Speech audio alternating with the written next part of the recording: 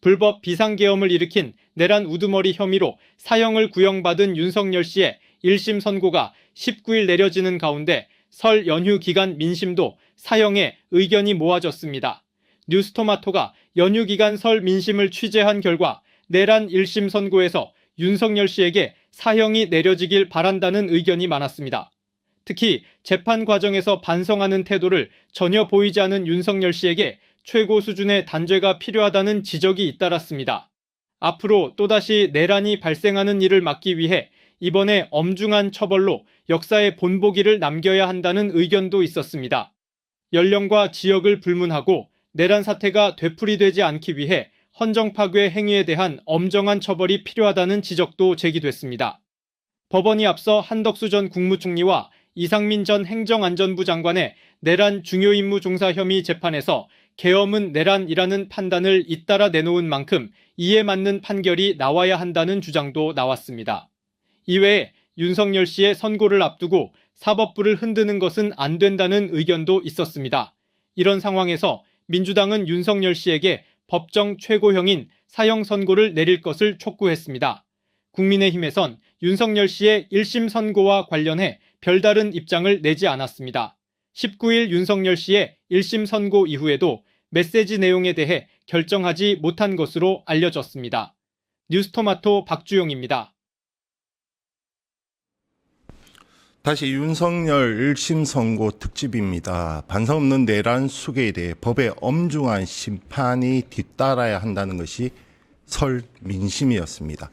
간절한 국민적 바람을 사법부가 외면하지 않기를 바라는 마음으로 두 분과 함께하겠습니다. 이건태 민주당 의원 그리고 신유진 변호사 함께하겠습니다. 안녕하세요. 네, 안녕하십니까. 네. 안녕하세요.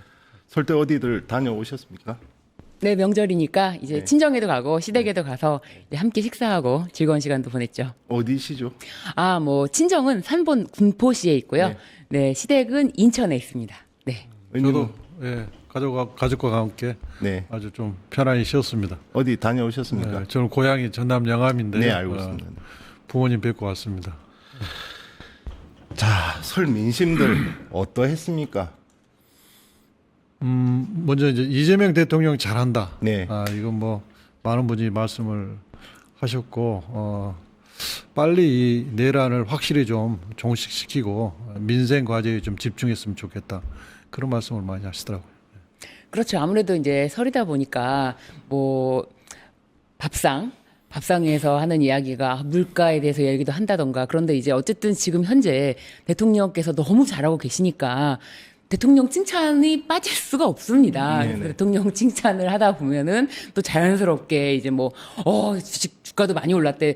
그러니까 주식을 갖고 있든 없든 뭔가 나라가 잘 되고 있구나. 이런 어떤 시그널을 확실하게 주니까 참 그런 점에서 지난 진짜 3년간 그런 과거에 지난 정부에서의 모습과는 너무 달랐고, 그리고 또 이제 앞으로의 또 기대감도 있고, 또 한 가지는 이제 부동산 관련해서 이제 저희 시댁에서도 이제 한 채 갖고 계신데 그 부분에 대해서 이걸 어떻게 해야 되냐. 왜냐면 그런 사정에 대해서도 언제 이거를 내놓을까. 한 채입니다. 한 채신데도 이제 그런 얘기도 하고 그랬습니다. 저는 이제 부산이 본가 처가인데 처가 어른들은 상당히 좀 보수적이에요. 보수적인데 아마 지난 대선 때도 이재명 후보에게 아마 투표하지 않았을 겁니다. 물론 저한테 밝히지는 않으셨지만 네.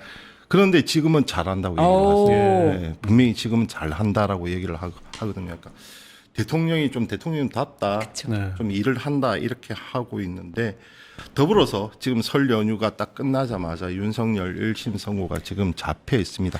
일단 어떻게 예상하십니까?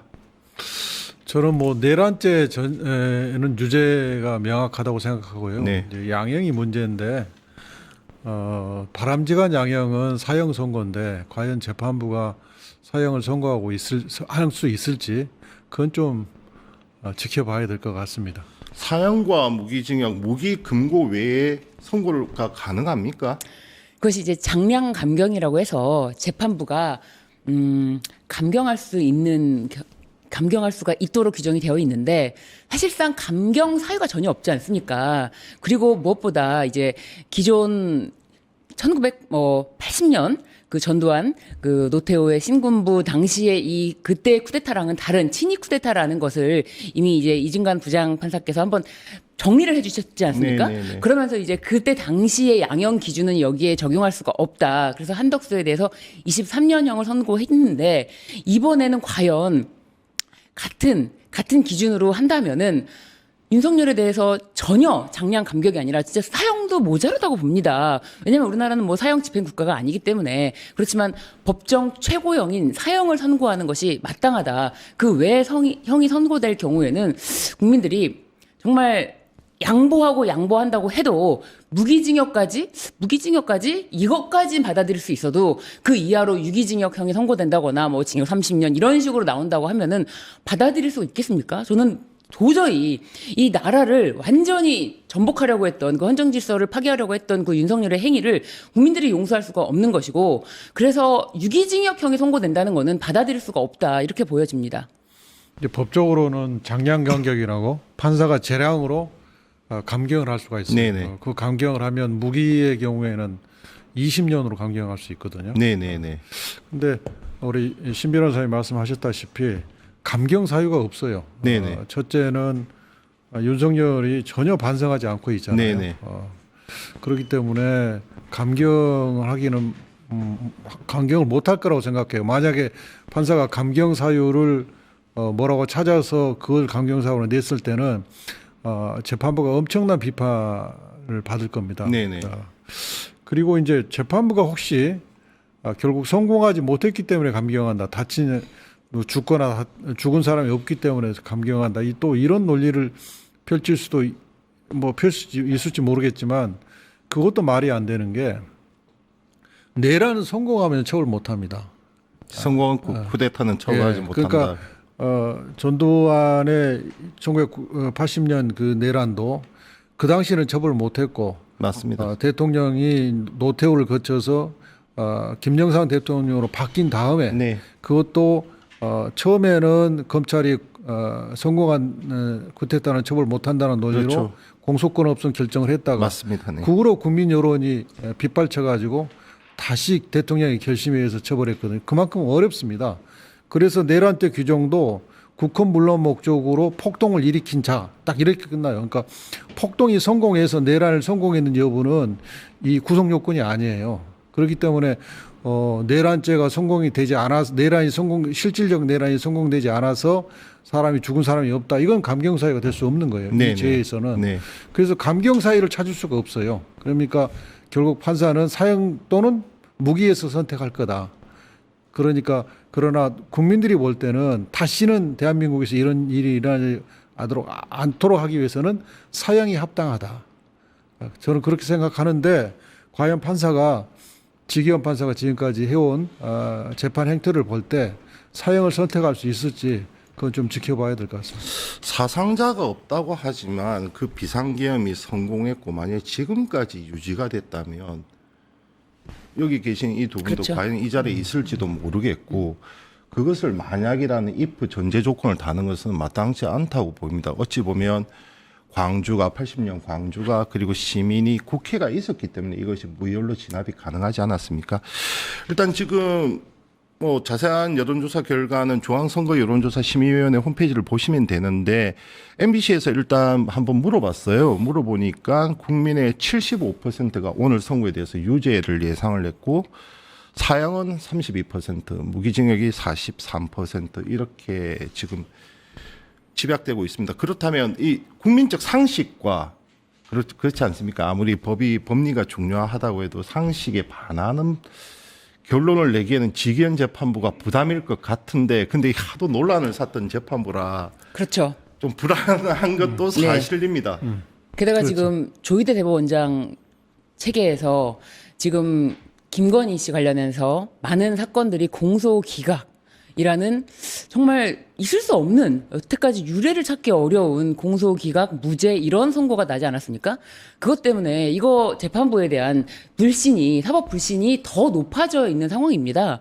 그런데 이 내란에 대해서는 그래도 앞서 다른 선행 재판부들이 판단한 바가 있지 않습니까? 이거는 윤석열, 김용현, 내란 우두머리 윤석열 그리고 김용현 이렇게 다 판단된 바가 이미 2차례나 있기 때문에 이 부분에 대해서는 아무리 지기현 부장도 빠져나갈 수는 없다. 그렇다면은 이제 양형 단계만 남아 있는데 양형 단계에서 말씀하신 것처럼 국민적 법 상식이 사형 또는 무기징역 75% 이건 너무 압도적인 거 아닙니까?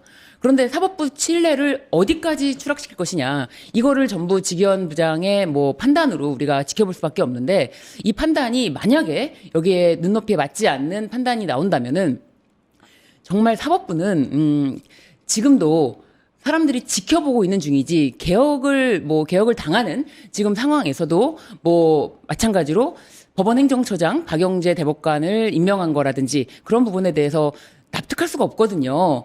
그 지난 바로 이재명 대통령 선고에서 파기환송심의 주심을 맡았던 어떻게 박영재 대법관을 법원행정처장으로 임명을 하고 그에 대해서 그 재판에 대해서도 문제없다라는 식의 답변을 국회에서 또 하지 않았습니까? 이제 그런 것도 다 지켜보고 있는 과정이다. 그리고 이제 그런 과정에서 조희대 대법원장은 이제 재판 소원 관련해서도 국민의 피해를 우려하기 때문에 이런 부분에 대해서는 끝까지 자신의 목소리를 내겠다라고 하고 있고 이런 부분 국민들이 결코 용납하지 않을 것이다. 저는 이렇게 보고 있습니다. 그 여기서 좀 명확하게 짚고 네네. 넘어갈 거예요. 이제 윤석열이 내란죄를 부인하고 있고 네네. 또 일부 언론에서는 이게 유죄가 날지 무죄가 날지 이런 식의 그 기사를 쓰기 때문에 국민들이 조금 혼선을 가지고 올 수 있는데 네네네. 이 내란죄는 명백합니다. 그러니까 100대 0으로 명백해요. 왜냐하면 국혼을 물러난 목적으로 폭동을 일으킨 자잖아요. 구성 네. 요건이. 국혼을 물러나게 할 목적이라고 하는 것은 헌법기관의 기능을 정지시킬 목적이거든요. 이 국회의 기능을 정지시키려고 했잖아요. 네. 우리 두 눈으로 똑바로 봤잖아요. 네. 그게 명백한 거예요. 중앙선관위에도 네. 네. 그 폭동, 군을 동원해서 국회를 침탈했잖아요. 네. 명백한 겁니다. 심지어 전두환 내란 사건 때 그때 판결에서 뭐라고 그랬냐면 군을 동원하지 않았다 하더라도 불법 비상계엄을 선포하면 그 자체가 폭동이라고 그랬어요. 네네. 왜냐하면 불법 비상계엄을 선포하는 순간 국민의 기본권 정지가 바로 들어가거든요. 그 자체가 폭동이다 그랬어요. 그렇기 때문에 이건 명백한 겁니다. 그래서 저는 뭐 박성재 장관이나 이런 분들이 계엄을 선고했을 때 절차에 따라서 매뉴얼에 따라서 뭘 준비를 했다. 준비를 하면 안 되는 거예요. 네네. 왜냐하면 법률가라면 평시에 전시나 비상사태가 아님에도 불구하고 계엄을 선포하면 이건 불법이라는 걸 직감적으로 알아요. 그럼 불법이 직감적으로 불법이라는 사실을 알았으면 집행을 하면 안 되는 거예요.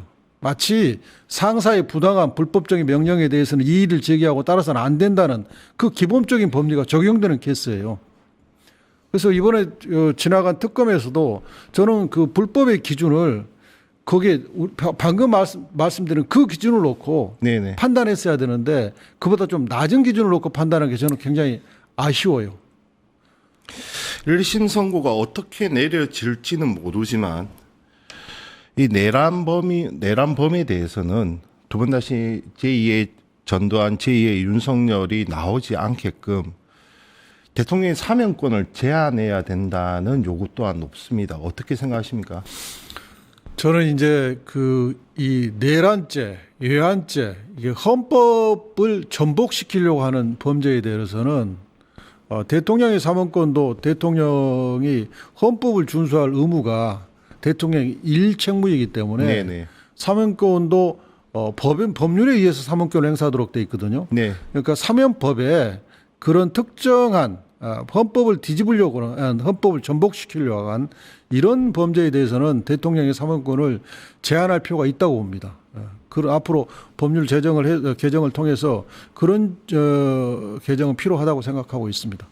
그렇죠. 사면권이라는 게 이제 무제한적으로 뭐 모든 것에 대해서 다는 것이 아니라 우리 의원님께서 말씀하신 대로 법률에 정하는 바에 따라서 되도록 되어 있습니다. 그렇기 때문에 그 사면권 제한에 뭐 헌법질서 파기하는 이 내란 외환죄를 넣는 것 이거는 법률로서만 제정이 되어 있다면은 이거에 대해서 전혀 문제가 없는 것입니다. 그렇기 때문에 지금 국회에서 이런 부분에 대해서 이제 사면법 개정 논의를 하고 있는 것이고요. 저는 곧 될 거라고 봅니다. 지난한 과정을 거쳐서 민주화의 과정을 거쳤고 두 번 다시 이제 군사 독재 또는 이러한 비상계엄이란 것은 두 번 다시 우리 생에서 맞닥뜨리지 않을 거라고 봤는데 그것이 현실에서 일어났기 때문에 이번만큼은 사면권을 제한해서라도 정말 법의 엄제, 엄벌이 필요하다는 것이 국민적 바람이고 예. 그것이 국민을 안심시키는 또 역할 아니겠습니까? 국회가 역할을 내주셔야 될 것 같은데요. 그러니까 이제 윤석열의 이 내란 사건이 확정되기 전에 사면법을 개정을 해가지고 내란, 외환, 반란 이 세 개 제명에 대해서는 대통령의 사면권을 제한하는 법적 조치를 해야 된다고 생각하고 있습니다.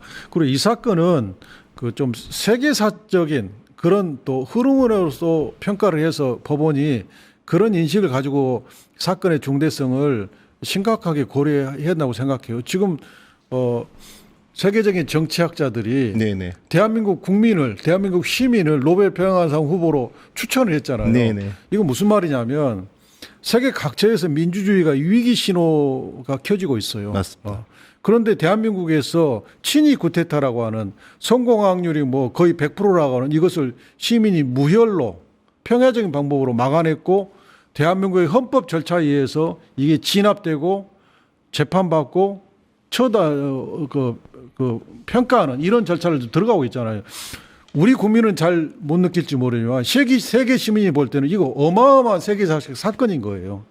그런 관점에서도 윤석열에 대해서는 사형을 선고해서 매듭을 지어야 된다.